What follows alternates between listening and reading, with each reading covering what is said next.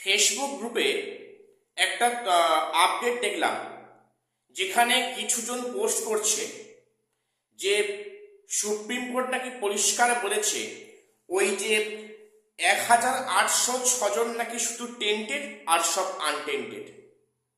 এই খবরটা কি আদৌ সত্যি? এই খবরটা কারা প্রচার করছে, তাদের কি উদ্দেশ্য? প্রথম বলি, এই খবরটা সর্বাংশে মিথ্যা। কেন বললাম? আজকে ভিডিওটা মন দিয়ে শোনো, তোমরা সেটা পরিষ্কার বুঝতে পারবে। দেখো, কলকাতা হাইকোর্টের একটি জাজমেন্টকে রীতিমতো শিলমোহর দিয়েছে সুপ্রিম কোর্ট। কি সেই জাজমেন্ট?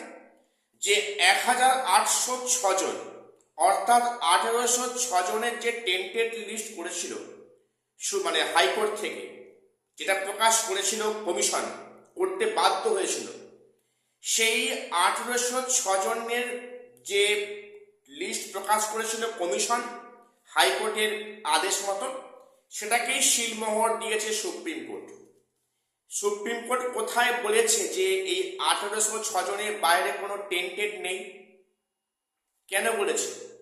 তোমাদের কি মনে হচ্ছে এই শুধুমাত্র 1806 জনের জন্য কি গোটা প্যানেলটা বাতিল করেছে? তাহলে কি টেন্টেড আনটেন্টেড কি চিহ্নিত হয়ে গেছে?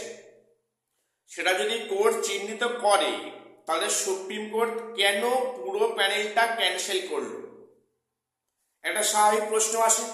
এই খবরটা যে বা যারা ছড়াচ্ছে, জানি না কি স্বার্থ আছে।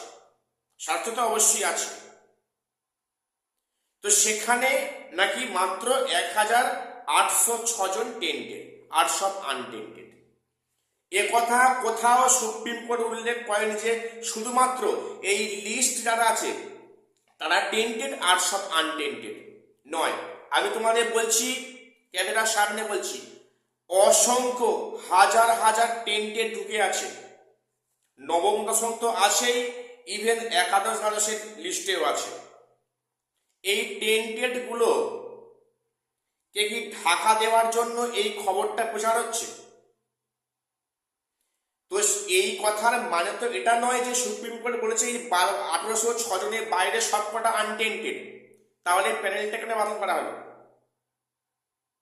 ঠিক আছে, অর্থাৎ এটা একটা গুজব ছড়ানো হচ্ছে, একটা ন্যারেটিভ সেট করছে কিছু সংখ্যক মানুষ তাদের স্বার্থকে চরিতার্থ করার জন্য। এটা পরিষ্কার ইশারা। কাজে এতে বিভ্রান্ত হওয়ার কোনো দরকার নেই। এখনো লিস্টের মধ্যে টেন্টেড প্রচুর আছে, অসংখ্য আছে। আর একটা বিষয় বলে রাখি, এক্সপায়ারি অফ প্যানেল নিয়ে আমি যখন ভিডিও করেছি অলরেডি বা করা আছে, সেখানে অনেকে অনেক নেগেটিভ কথাবার্তা বলছো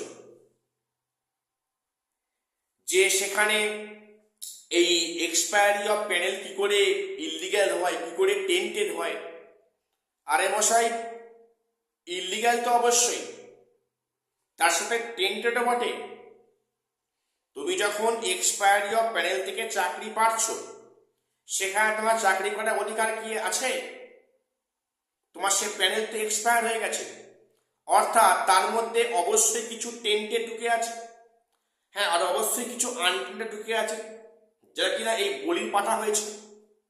তাহলে কে বলেছে যে এক্সপায়ারি অফ প্যানেলটা সম্পূর্ণটা আনটেন্টেড, অনলি ফর ইললিগ্যাল? কখনোই নয়। তারা কিন্তু টেন্টেড খাতায় পড়ে যাচ্ছে। এবং এটাও বলছি কিন্তু এক্সপায়ারি অফ প্যানেল নিয়ে সামনে কিন্তু অনেক বড় ধাক্কা আসছে। এক্সপায়ারি অফ প্যানেল নিয়ে সামনে একটা বড় ধাক্কা আসবে, শীঘ্রই আসছে।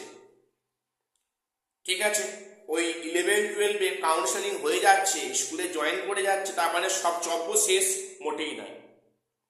তোমরা মনে রেখো, কোর্ট পরিষ্কার বলেছে যে হাইকোর্টের জাজমেন্টের উপর ডিপেন্ড করছে যে তাদের চাকরি কন্টিনিউ করতে পারবে কিনা। এটা পরিষ্কার হবে।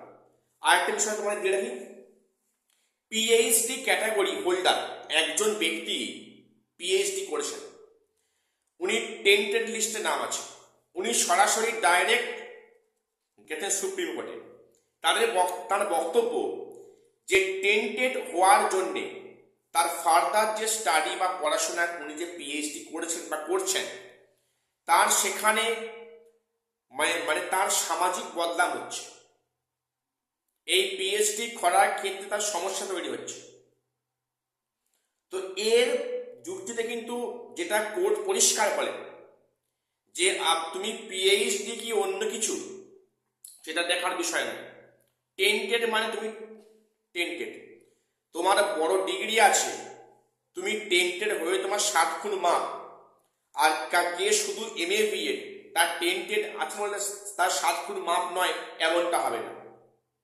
টেন্টেড মিন টেন্টেড, তুমি যে যোগ্যতায় থাকো না কেন, পিএইচডি কি করে তুমি রিসার্চ করছো সেটা নট এ ফ্যাক্টর। তুমি যে টেন্টেড এটা পরিষ্কার, অর্থাৎ সেখানে কিন্তু সুপ্রিম কোর্ট একটা স্ট্রিক্টলি পদক্ষেপ গ্রহণ করেছেন যে তুমি যতই শিক্ষিত হও না কেন তুমি কিন্তু টেন্টেড মানে তুমি টেন্টেড, তুমি কিন্তু কলঙ্কিত, এটা পরিষ্কার ইঙ্গিত। তো কালই যে খবরটা বিভিন্ন মিডিয়াতে প্রকাশ পাচ্ছে যে শুধুমাত্র 1806 জন টেন্টেড, 800 আনটেন্টেড, এই কথাটা সর্বাংশে ভুল।